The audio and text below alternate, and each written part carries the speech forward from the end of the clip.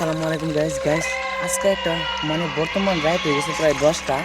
তো আমগো এই যে গুলিস্তান মানে এটা আমগো যে এলাকাবাসী আছে ওগুলো লেগে এটা সবজি লেগে বানিয়ে নিচ্ছে। তো গুলিস্তান এখন রাতের 10টা লাইট জ্বলতেছে। তো আজকে রিক্স নিয়ে যাবো গাইস, জানি না মুহূর্ত যেহেতু মুসলিম হয়ে জন্ম নিয়েছে একদিন মরাই লাগবো। চলো যাই দেখি তো গুলিস্তান কেরাকি করে দূর দূর তো দেখি। তোমরা ডরাইতে না তো? চলো চলো চলো, গুলিস্তান কেরাকি করে। আমার তো শুয়ে যাই মাতাছে গাইস, আমার মাথা খুব খারাপ করছে। মা বাবা কি যে কোনো আইনটা করে আসে গেছে।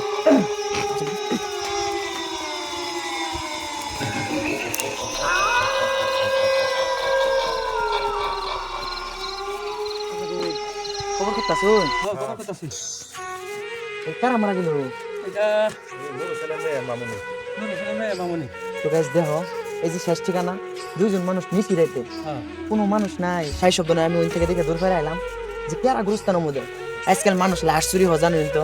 তোহরে ডরাইলাম যে নিন্দে গেলাম, দেখলাম মানুষ, আরে দুইজন মানুষ কি করে গুরুস্থানের মধ্যে। তো আর এই যে আমার পরিচিত মানুষ, তো এই মানুষটা দেখা একজন অল্প কোনো হাসার হাসার না গুরুস্থানি খুদুন, যে কোনো মানুষ ডাকলে না হাসার হাসার আমার এলাকার মধ্যে আর কি গুরুস্থানি যদি দরকার পড়ে খুদে খুব ভালো মানুষ দেহুনি। তোরা তো দুজন মানুষ, আমরা মুসলিম হিসাবে যেহেতু জন্ম নিছি, মুসলিম হিসাবে জন্ম নেওয়ার পরে এই যে আমগর এটাই আমগর শেষ ঠিকানা, আমগর এলাকার বাসী লেগে এই গুরুস্থানটাই বানাইছি, যেহেতু এটাই আমগর শেষ ঠিকানা।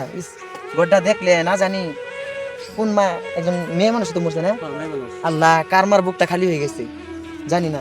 দেহ শেষ ঠিকানা দেহ। আর দেখুন আনে কতদিন ধরে গুরুস্থান খুদুন?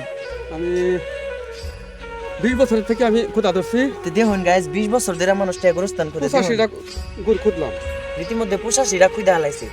আর ভবিষ্যতে আজ সবাই দোয়া করবেন যেন আমার এলাকাবাসীর এরম মানে দেখুন নিজ রাইতে এরম রাইতের মধ্যে কোনো একটা মানুষ নাই, সবের বাড়ির মধ্যে দেখ ঘাইমা পানি পড়তেছে, মানুষ কত কষ্ট করে খুঁজতেছে। যে এই রাইতের মধ্যে এই গুরুস্থানটা দেখে অন্তরটা কাঁপে উঠে, জানি না আবার কোন দিন আল্লাহ জানি আম করে ডাক মানে এই গুরুস্থানের মধ্যে একদিন আম করে আহা লাগবে। সবাই দোয়া করবা। কি বলছে ভালো মানুষ বুক জামাইছি নি মনে হয় বুক জাম হয়ে গেছে, হঠাৎ করে মারা গেছে মানুষটা। মানে মানুষ ভাববারি বানা কয় না যে পড়ে যায় মানুষ মরে যায়, ওই জন্য হয়ে গেছে।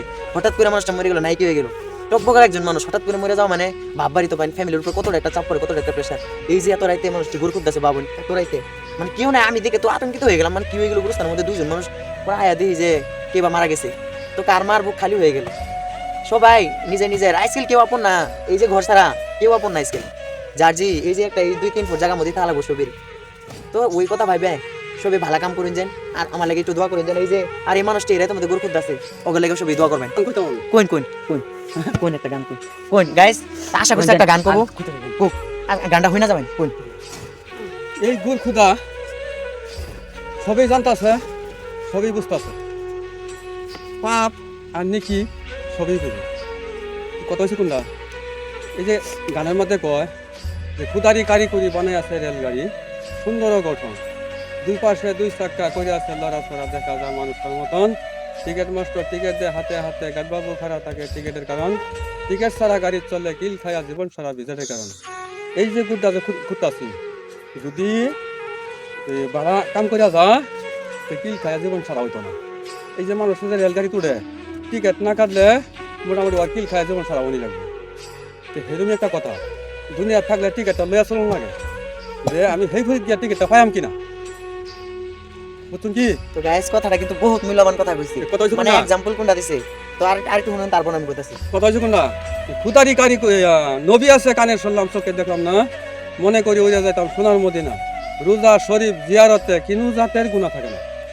একটা কথা সবসময় সবে সজাগ থাকবেন, মারফেটা যে লাস্ট লাইন এই টাইমে মোটামুটি আল্লাহ পাক নাভিদা খাওয়াইছে, সেই জায়গাত মুখটা নাফাক করছে না।